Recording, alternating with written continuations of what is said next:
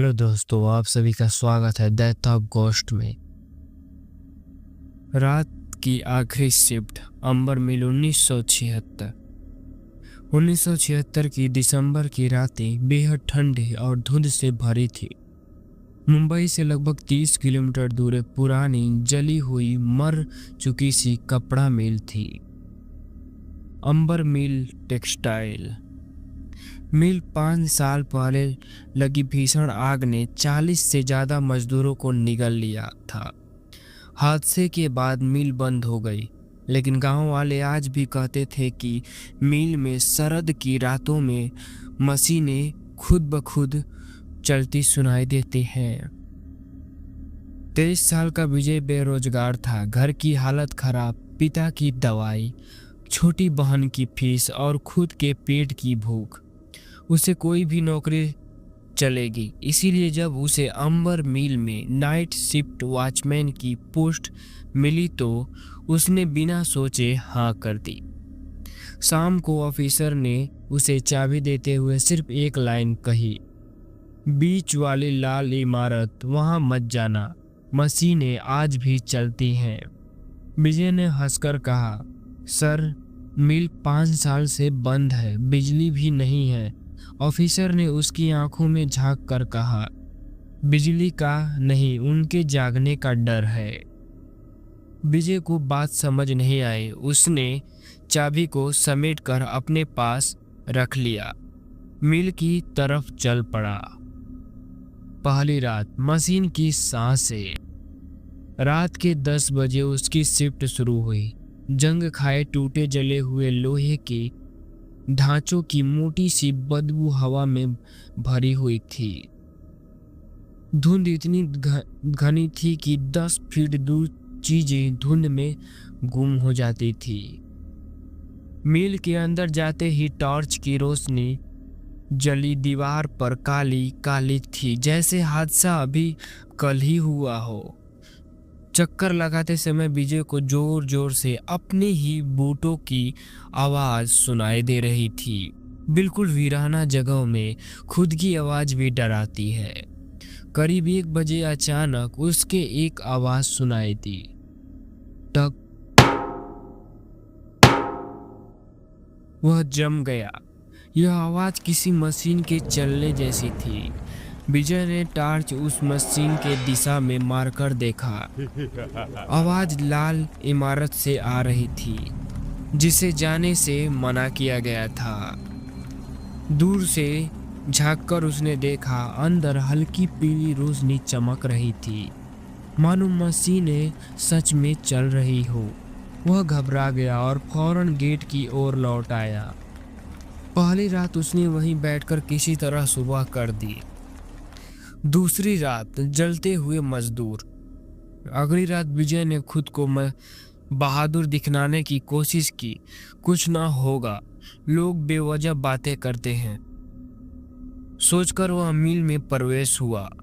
Torch जलाकर जैसे ही पहला चक्कर लगाया, अचानक हवा एक तेज झोंका आया। लेकिन हवा ठंडी न थी, गर्म थी, जैसे आग की भट्टी से निकली हो। विजय एकदम रुक गया। उसी पल लाल इमारत की सारी खिड़कियों में हल्की हल्की आकृतियां दिखने लगी। पुराने कपड़ों में मजदूर, धुएं से भरे चेहरे, काले हाथों से मशीन चलाते हुए। विजय की सांस रुक गई। उसी और उसकी टॉर्च हाथ से छूटते छूटते बची। तभी एक जली हुई शक्ल खिड़की में सीधी उसी और उसे घूरती दिखी।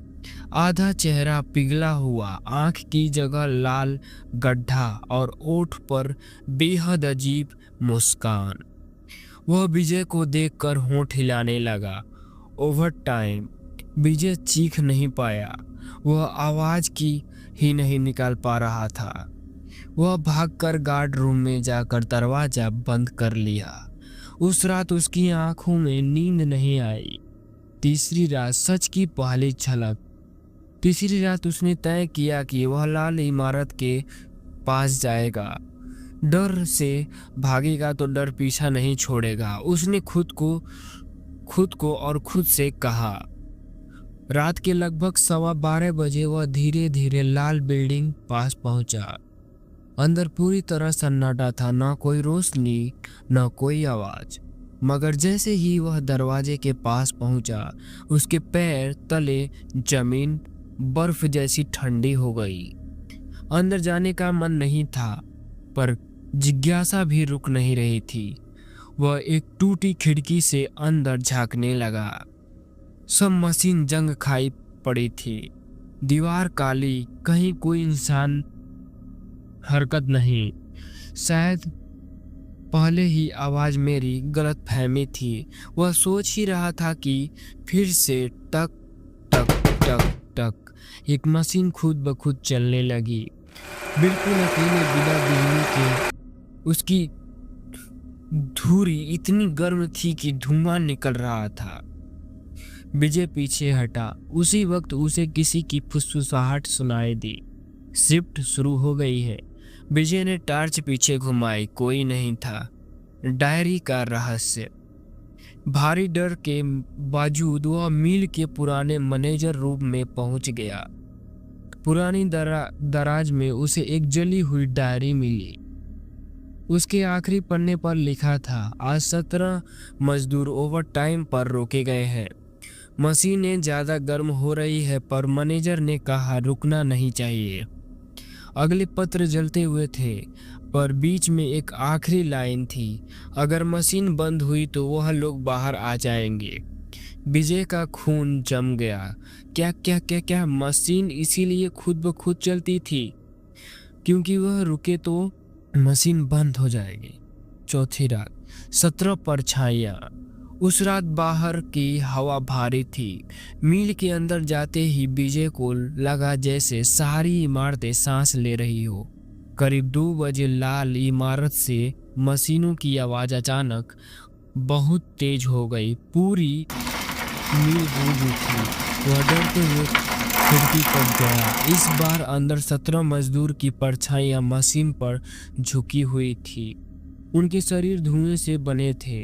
कुछ के हाथों में जली हुई चमड़ी लटक रही थी, कुछ के चेहरे आधे घिसे हुए थे। और तभी मशीन एकाएक करके बंद हो गई। पलक झपकते ही वह 17 परछाइयां एक एक एक करके खिड़की की ओर चलने लगी और धुंध को चीरते हुए इमारत से बाहर निकल आई। विजय पीछे हट गया। दूर से उसने सुना, ओवर टाइम आज भी चल रहा है। वह भागते हुए मुख्य गेट तक पहुंचा, पर भारी लोहे का दरवाजा अपने आप बंद हो चुका था। पीछे 17 परछाइयां धीरे धीरे आगे बढ़ रही थी। उनके कदमों की आवाज न थी, सिर्फ जलती लपटों जैसा सरसराहट। विजय ने चिल्लाकर कहा, मैं मजदूर नहीं हूँ, मैं सिर्फ गार्ड हूँ। उनकी फटी आवाज एक साथ गूंजी, नया कर्मचारी, तुम्हारी रात की शिफ्ट शुरू हो चुकी है।